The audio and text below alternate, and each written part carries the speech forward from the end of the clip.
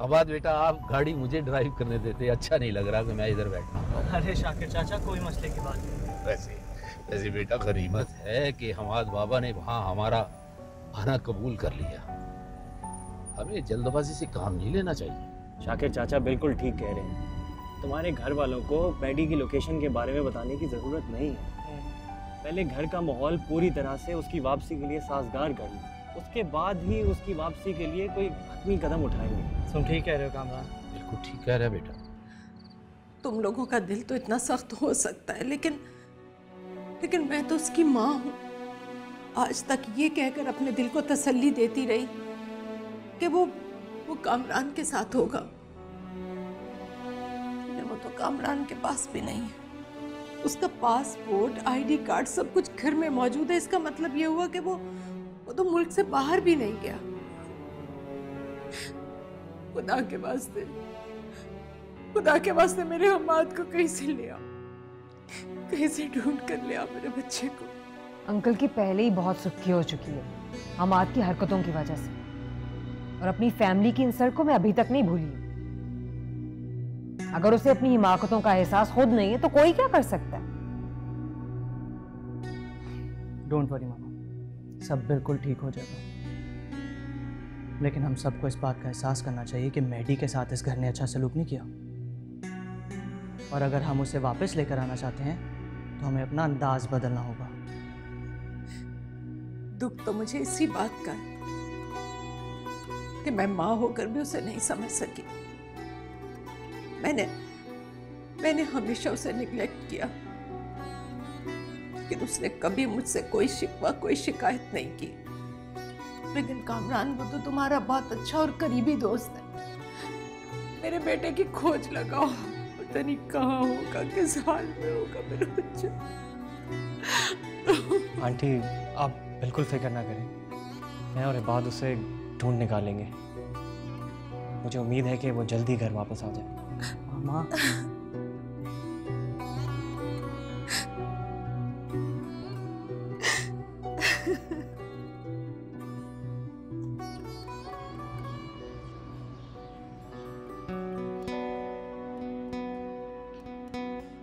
अरे तुम बाहर क्यों निकल आए? अभी तुम्हें मजीद आराम की जरूरत है। बस अंदर बैठे बैठे दिल उदास आ रहा था।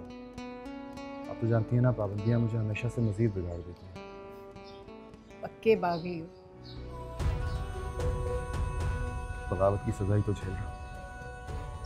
हाँ तो तुम याद रखो, बागी हर हाल में अपना सफर जारी रखते हैं।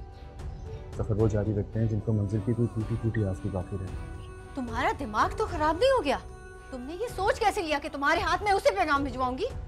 ये बात करते हुए जुबान नहीं जल गई तुम्हारी? जिन्हें दौरान सफर ये बता दिया जाए कि तूफान उनका आखिरी साहिबान भी तबाह कर गया, वो भला किस उम्मीद पर अपना सफर जारी रख सकते। जानती हूँ इस घर की चार दीवारी में ऐसी किसी भी सोच का आना इस घर को जलाकर आ कर सकता, लेकिन ये किसी मासूम की जिंदगी और मौत का सवाल है। मैं आपसे कुछ और तो नहीं मांग रही, सिर्फ एक दिलासा चाहिए उस मरते हुए इंसान के लिए कि वो घर वापस चला जाए, क्योंकि आपके खाली दामन में उसकी भीख नहीं है। मेरी अब कोई उम्मीद, कोई मंजिल नहीं है। मैं तुमसे मजीद और कोई सवाल नहीं करूँगी, क्योंकि इस वक्त तुम खुद अनगिनत सवालों में घिरे हुए हो। अलबत्ता जवाब ढूंढने में तुम्हारी मदद ज़रूर कर सकती। जब जी चाहे पुकार लेना। ये बात वो अच्छी तरह जानता है। मैंने नहीं कहा उसे ये सब कुछ करने को। और तुम कैसे भूल सकती हो? कैसे भूल सकती हो कि हम उस अजीम बाप की बेटी हैं जिसकी इज्जत और हुर्मत की गवाही सारा जमाना देता है। हया, हमारा एक भी तिरछा कदम हमारे बाप की इज्जत को बर्बाद कर सकता है। मैं जानती हूँ, लेकिन क्या हमाद भाई ने इस घर की हुर्मत के लिए अपना सब कुछ नहीं लुटा दिया? क्यों हमारे पास उनकी तसल्ली के लिए दो बोल नहीं है? क्या उनकी बर्बादी ही हम सबका मकसद है? यार ये क्या हालत बना रखी है दुनिया, लगता ही नहीं है कहीं से पुराना वाला मैडी। लेकिन सच पूछो तो मुझे फख्र है तुझे। तू कहता है तो गफूर ऐसे कह के तेरे नाम का भी बिला नंबर जारी करा देता हूँ। खूब गुजरेगी जो मिल बैठेंगे, एक दीवाना और एक सियाना। तू जानता है तेरे लिए मैं ये भी कर गुजरी हूँ। मैं उसकी बर्बादी नहीं चाहती हूँ। ये रास्ता उसने खुद इख्तियार किया है। मैं तो खुद चाहती हूँ वो घर लौट जाए। शायद इसी वजह से अब्बा के दिल को करार नसीब हो। मुझे पता है अब्बा के दिल में क्या खौफ बैठे है। आकर baby, I miss you big brother। आपके बगैर मुझे कुछ अच्छा नहीं लगता। और अब रोना नहीं आ, बिग बी की खातिर। चल, घर वाले परेशान हो रहे होंगे। कामी, आप मुझे इतनी सी इजाज़त दे दें कि मैं उन तक ये पैगाम भिजवा सकूं। इसी में हम सब की बेहतरी है। मगर मैं तुम्हें कैसे इजाजत दे दूं? तुम अकेले कैसे? आप फिक्र ना करें, मैंने निकित आपी से बात कर ली है, वो शाकिर चचा के हाथ ही पैगाम भिजवा देंगे।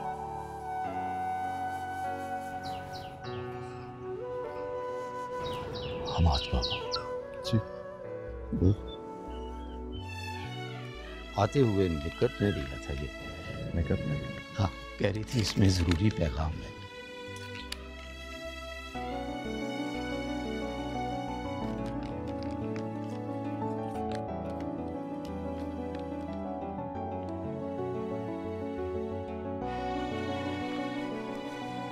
ठीक है चाचा, आपने कहा तो कहेगा कि मैं जमरात की दोपहर पुरानी हवेली आ जाऊंगा।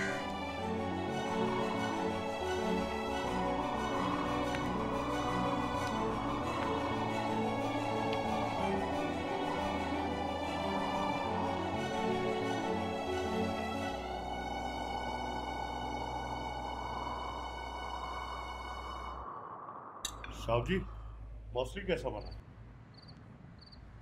मछली? अच्छा, मछली। भाई ये यहाँ से तब तक नहीं टलेगा जब तक तुम दिल खोलकर इसके बनाए हुए खानों की फर्दन फर्दन तारीफ नहीं कर दोगे। बहुत अच्छी बनाई, ऐसे ही बनाया करो, शाबाश। अब खुश?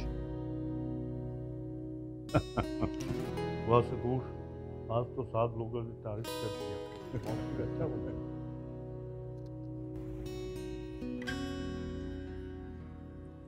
ये सराहे जाने का जज्बा भी किस कदर अजीब होता है। इंसान को पल भर में उसकी सारी थकन और मुशक्कत की अजियत भुला देता है। सही कह रही हैं आप। कभी कभी तो मुझे लगता है कि इंसान की हर कामयाबी के पीछे शायद यही जज्बा, यही भूख होती है। तभी तो उसने ताजमहल जैसे शाहकार बनाए। अगर उसके अंदर ये भूख ना पनपती तो शायद वो हमेशा पत्थर के दौर में जिंदा रह रहा होता। वाह, क्या खूब कहा। सारी इंसानी तरक्की और इर्तिका का जवाब फराहम कर दिया।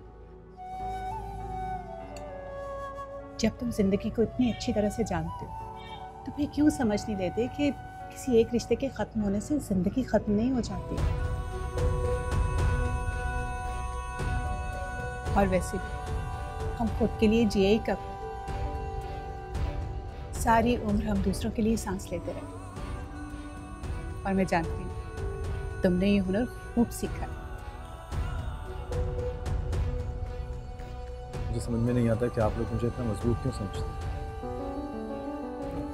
बिल्कुल एक बहरी जहाज के उस कप्तान की तरह जो डूबते जहाज के अर्शे पर खड़ा होकर सीना तान के अपने अमले का हौसला बढ़ाता रहता है आखिरी वक्त तक। हालांकि वो जानता है कि उस जहाज को डूबने से कोई नहीं बचा सकता। हमाद भाई, मौलवी साहब ने ईमान का रिश्ता तय कर दिया।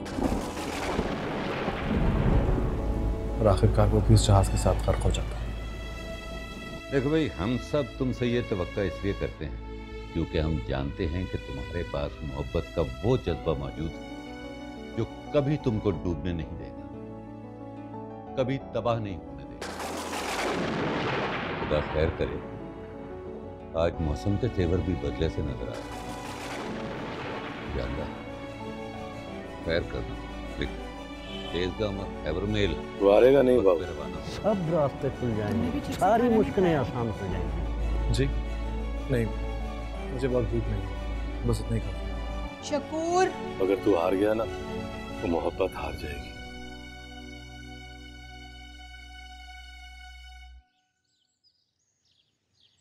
हम ये तांगा आ गया। जी ताया जान, और मैंने फजलू तांगे वाले से कह दिया है कि शाम असर से पहले आप लोगों को वापस भी ले आए। हाँ, ये अच्छा किया। तब तक तुम्हारी ताई जो है शाकिर मियाँ की बीवी के साथ जाकर शादी के लिए ज़रूरी चीज़ों की ख़रीदारी भी कर लेगी, हैं? और फिर मुझे भी शाकिर मियाँ से ज़रूरी बात करनी है। तो चलो फिर असर से पहले वापस भी आना है। आओ। ईमान बेटा, हंडिया चढ़ा देना।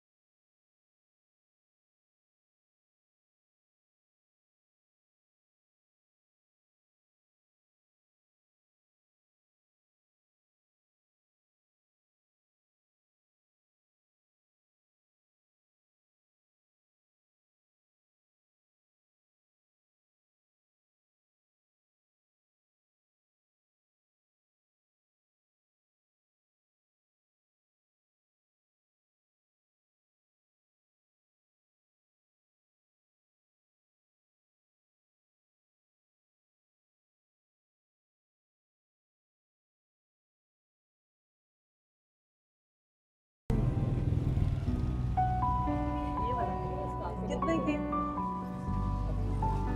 वो ग्राइंडर की फिर की?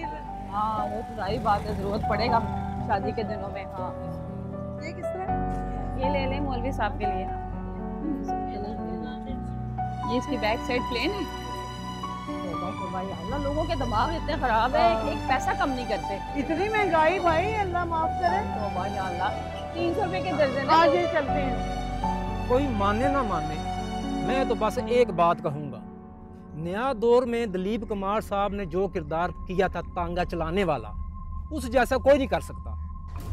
और सच्ची बात मैं बताऊँ ना, ये तांगा चलाने का मुझे शौक उसे देखकर हुआ था। मैं जानता हूँ कि मेरा सवाल कुछ बरमहल नहीं है, लेकिन न जाने क्यों आज ये सवाल मेरे लिए बहुत अहमियत इख्तियार कर गया है। कैसा सवाल? क्या आप इस रिश्ते से खुश हैं? सुनिए, मुझे आपके जवाब का इंतजार है। जी, क्या मतलब?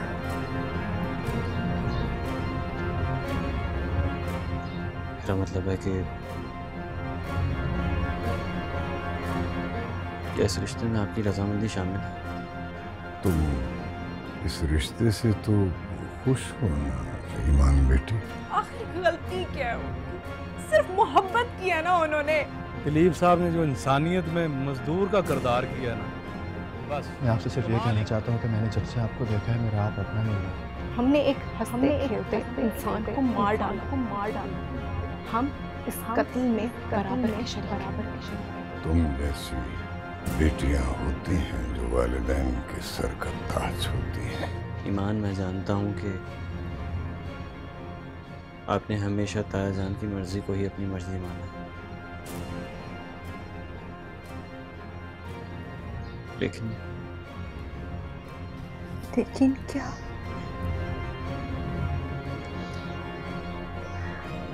लेकिन ये कि बाबू, तू बड़ा चुप है। खैर तो है ना? सदीकी साहब के घर से तो तू हमारे पास आ जाता है, लेकिन मुझे लगता है तू अपना दिल वहीं कहीं छोड़ आता है।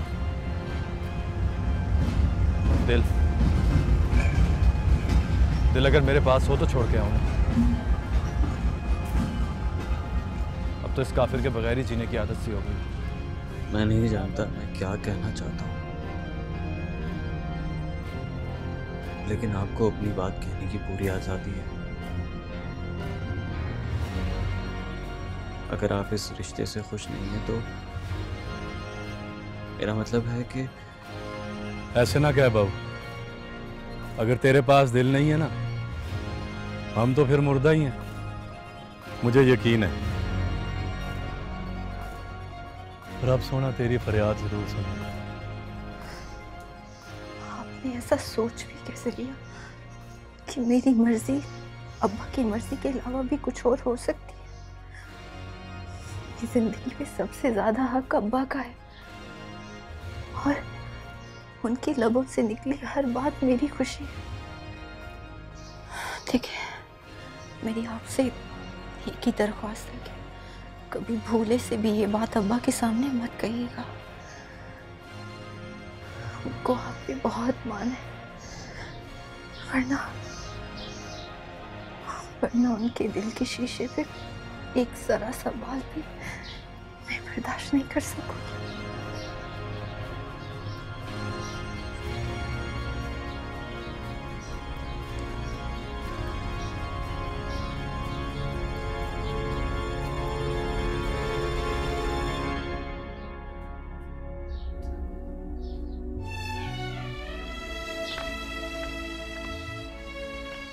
तेरी फरियाद में बड़ा असर है बाबू, तू खुद भी नहीं जानता। तेरी एक कहा ना लोहे को पिघला के रख सकती है। क्या हमाद भाई ने इस घर की हुर्मत के लिए अपना सब कुछ नहीं लुटा दिया? तुम्हारे पास मोहब्बत का वो जज्बा मौजूद है जो कभी तुमको डूबने नहीं देगा। क्यों हमारे पास उनकी तसल्ली के लिए दो बोल नहीं? क्या उनकी बर्बादी ही हम सबका मकसद है?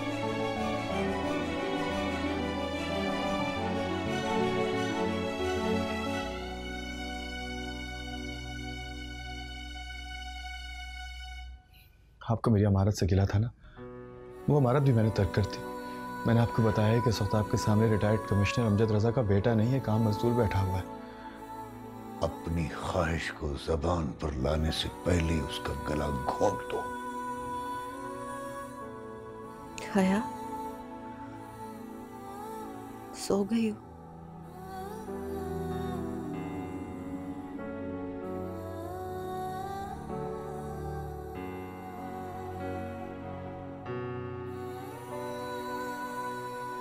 नहीं, मुझे कुछ समझ नहीं आ रहा।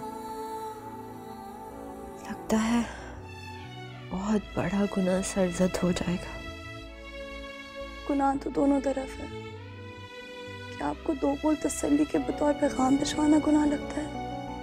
किसी मासूम का घुट घुट के मर जाना। यहाँ चारों तरफ दौलत और मस्जिद की दीवारें मोहब्बत का गला घोटने के लिए खड़ी।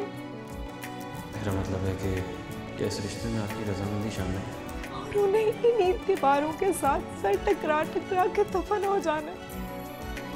नहीं, जाना तो बहुत ज़रूरी है। ये बहुत ज़रूरी बात है, इसलिए निगत ने शाकिर के हाथों पुरानी हवेली पहुंचने का पैगाम भिजवाया।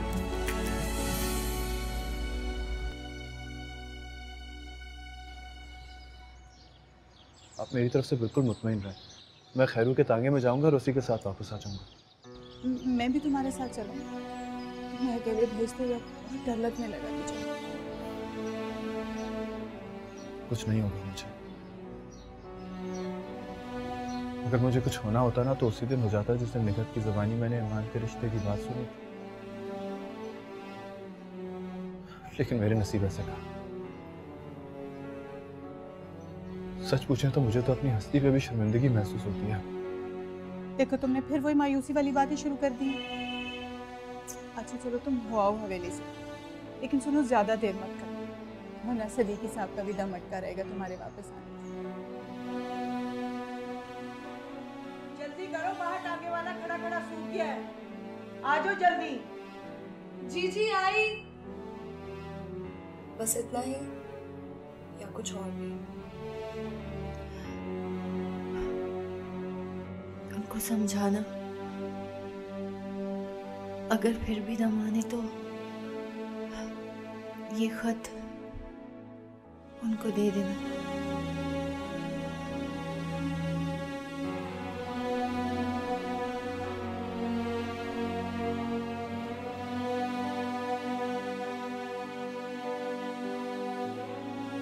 मेरे लिए दुआ कीजिए।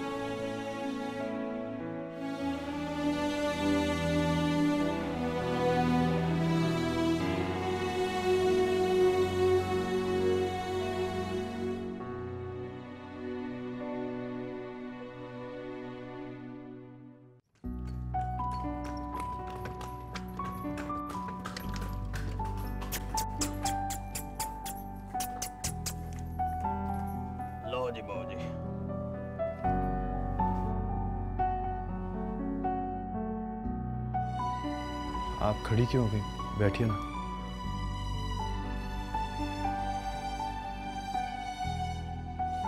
मैं माजूर चाहता हूँ आपको मेरी वजह से इतना इंतजार करना पड़ा।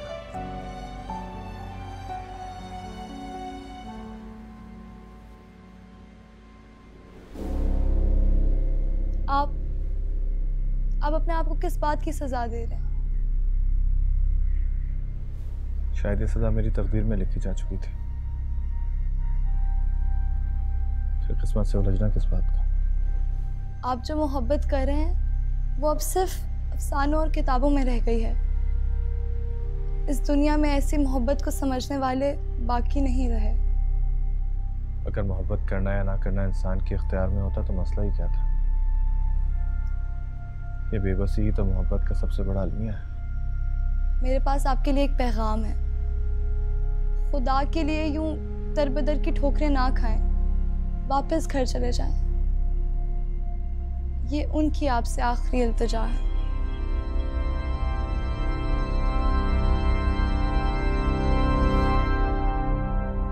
ठीक है।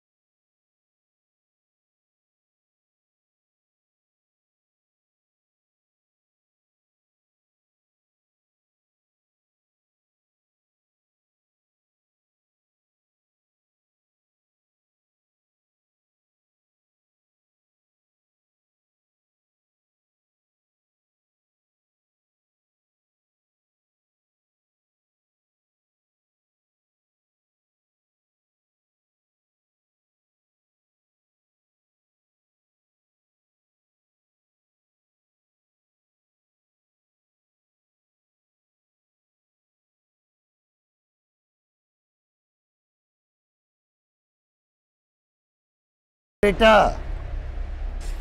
जी अबदा। क्या हो गया है तुम्हें? किन ख्यालों में खोई हुई हो? खैरियत तो है ना? वो दरअसल हाँ, वो दोनों अभी तक वापस नहीं आई लौट के शाकिर मियाँ के घर से। कितनी बार कहा है कि मगरिब से पहले आ जाया करो, मगर औरतों की बातें वक्त पर कहाँ खत्म होती है। अच्छा बेटा, मगरिब का वक्त होने वाला है तो मैं मस्जिद जा रहा हूँ, हैं? तुम दरवाजा अंदर से बंद कर लेना, ठीक है बेटा? जी अब्बा।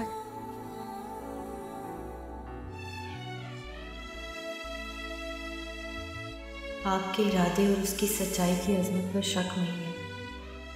बस इतना कहना था कि मोहब्बत में जिद नहीं होती। जिद तो दुश्मनी की पहचान है। आप घर वापस चले जाएं और ये दुश्मनी खत्म कर दें। ये मेरी आपसे पहली और आखिरी इल्तिजा है। है लड़की, कुछ होश भी है जमाने का? कब से दरवाजा पीट रही हूँ मैं। जी वो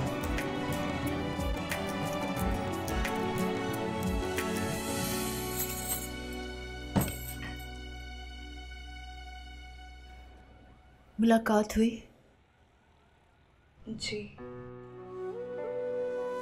फिर वही जो हमें तवक्को थी, जो खुद को बर्बाद करने की ठान लेते हैं, वो दोबारा वापस पलट कर नहीं देखते। तुमने समझाने की कोशिश नहीं की? कहा ना, बहुत कोशिश की, हर कोशिश नाकाम हो गई।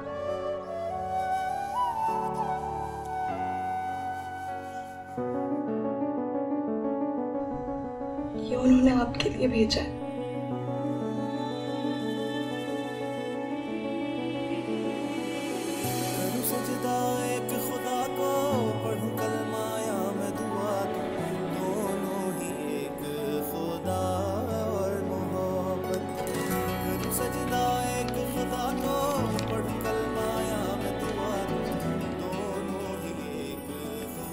लोग गए तो नहीं ना? नहीं, बस जाने वाले हैं। लेया को दे देना, कहना ईमान को दे दे।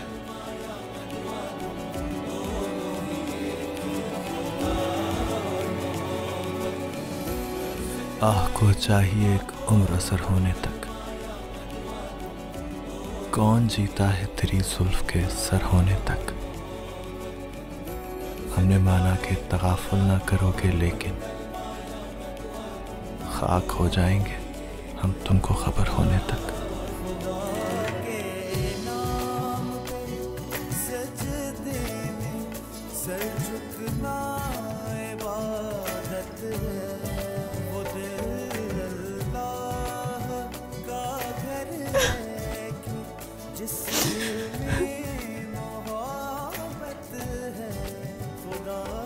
ये सब मेरी वजह से हुआ, वो मेरी वजह से बर्बाद हुआ, और मैं कितनी बेबस हूँ।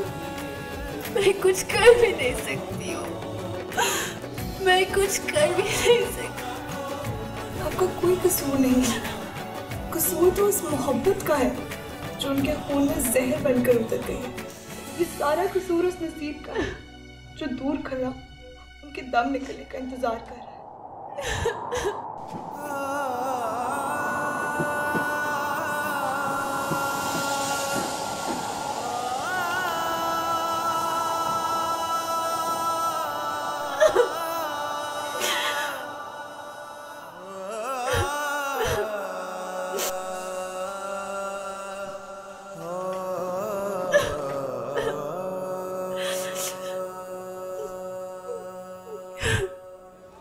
जाने वाले रे, ठहरो जरा रुक जाओ, लौट आओ, लौट आओ।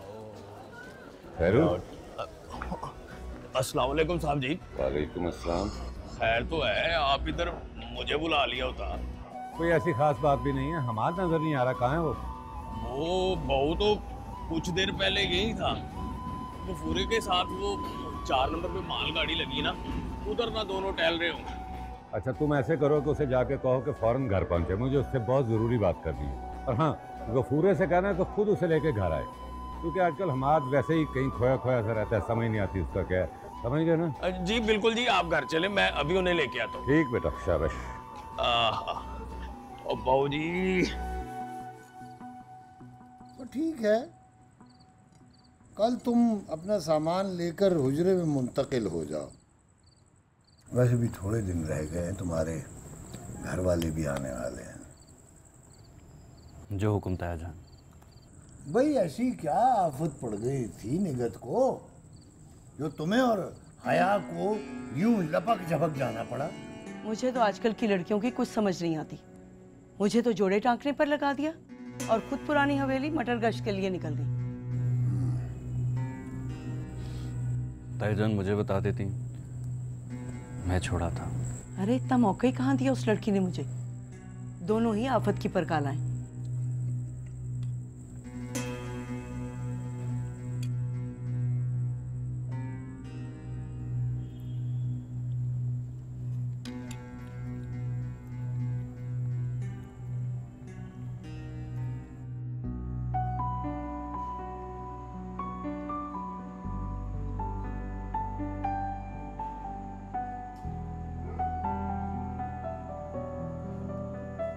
अस्सलाम वालेकुम। वालेकुम अस्सलाम। खैरियत तो है? आपने अचानक इस तरह बुलवाया? सब खैरियत है बेटा। नजमा तुमसे कुछ कहना चाहती। ऐसा भी क्या तजस्सुस है? फिर कोई इम्तिहान लेना है क्या आपने? अरे भाई, हम कौन होते हैं तुम्हारा इम्तिहान लेने वाले? ये तुम्हारे लिए मंगवाया था, जरा देखो तो।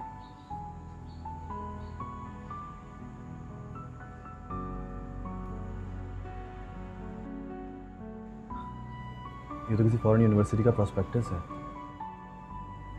लेकिन ये आपके पास कहाँ से आया? तुमने बताया था ना कि तुम्हारी बड़ी ख्वाहिश थी इस यूनिवर्सिटी में एडमिशन लेने के लिए, लेकिन इनके लिए दोबारा थीसिस लिखने में नाकाम होने की वजह से फिर तुमने कभी एडमिशन के लिए अप्लाई नहीं किया। ठीक कह रही हैं आप, लेकिन इन लोगों का एडमिशन क्राइटेरिया मुझे कभी समझ में नहीं आया। अजीब उलझे हुए से टॉपिक होते हैं। इसीलिए तो मैं चाहती हूँ कि तुम इस यूनिवर्सिटी में एडमिशन लेने के लिए दोबारा से तैयारी करो और पेपर्स लिखो। क्या बातें कर रही हैं? मैं तो जब पूरी तरह होशो हवास में था तब इनकी शराइत पूरी नहीं कर सका, अब ये सब कुछ कैसे कर सकूँगा? ये बिल्कुल नामुमकिन है। कुछ भी नामुमकिन नहीं होता। तुम एक बार मेरे लिए पेपर्स लिखना शुरू तो करो। अब मैं उस यूनिवर्सिटी में एडमिशन नहीं लेना चाहता। ये सब कुछ मेरे लिए बिल्कुल बेमानी हो चुका है। देखा सिद्दीकी साहब, मैं कहती थी ना, ये लड़का हमें कुछ भी नहीं समझता और हम इसके लिए सारी दुनिया भुलाए बैठे। कैसी बातें कर रही हैं आप? अच्छी तरह जानते हैं कि आप लोग मेरे लिए क्या है। तो फिर मुझे इसका सबूत चाहिए। मैं तुम्हें कभी भी बाहर जाने के लिए फोर्स नहीं करूंगी, प्रॉमिस। ये तो सरासर इमोशनल ब्लैकमेल है। मोहब्बत और जंग में सब कुछ जायज होता है हमाद जी।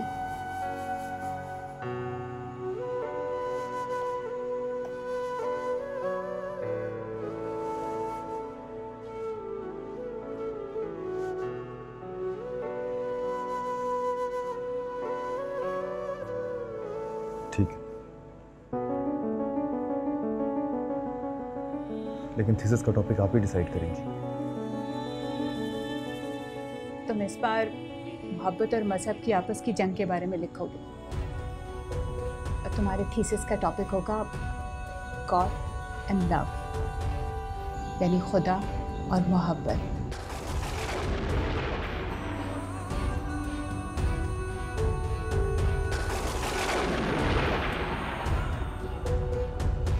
आपके इरादे और उसकी सच्चाई की अजमत पर शक नहीं है। आह को चाहिए एक उम्र असर होने तक। बस इतना कहना था कि मोहब्बत में जिद नहीं होती। कौन जीता है तेरी जुल्फ के सर होने तक। आप घर वापस चले जाएं और ये दुश्मनी खत्म कर दें। हमने माना कि तगाफुल ना करोगे, लेकिन ये मेरी आपसे पहली और आखिरी इल्तिजा है। खाक हो जाएंगे हम तुमको खबर होने तक।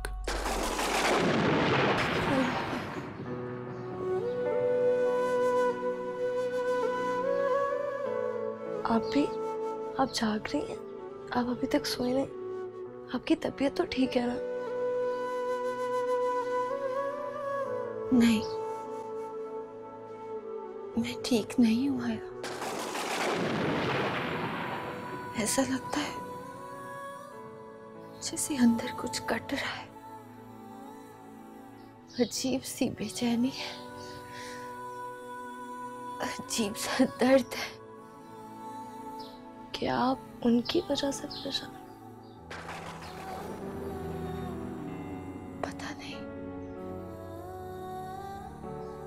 मैं कुछ नहीं जानती। ऐसा तो मेरे साथ कभी नहीं हुआ। मुझे किस बात की सजा मिल रही है? आया, क्या तुम भी निगत की तरह मुझे उसका कसूरवार समझती हो? नहीं, लेकिन कसूर निगत आप ही का भी नहीं है। उनकी मोहब्बत ही कुछ ऐसी, सबको रुला देने वाली, सब कुछ बहा कर ले जाना, लेकिन मैं कैसे बह सकती हूँ? मैं अपने अब्बा का गुरूर, उनका मान कैसे तोड़ सकती हूँ? वो मर जाएंगे। मैं आपकी मुश्किल समझती हूँ। इन हालात में एक बेटी जो अपना फर्ज निभा सकती है वो आप निभा रही है, तो फिर ये उलझन, ये बेचैनी, ये काट कैसी है हया जो अंदर ही अंदर मुझे खाए जा रही? शायद कहीं अंदर ही अंदर आप भी हमारे भाई से। ये नामुमकिन है। नहीं, ऐसा नहीं हो सकता। जिन लाख बातों को तुम प्यार मोहब्बत समझते हो, कहते हो, वो मेरे नजदीक सरी गुनाह है। ये ख्याल भी मेरे लिए गुनाह कबीरा है, लेकिन मैं उनको इस तरह बर्बाद होते हुए भी नहीं देख सकती। मेरी एक बात मानेंगे क्या? एक बार उनसे मिलना, ना ये सारे सवालात जिंदगी भर आदि की तरह आपको काटते रहे। एक बार उनसे मिलना, आपको सारे जवाब मिल जाएंगे।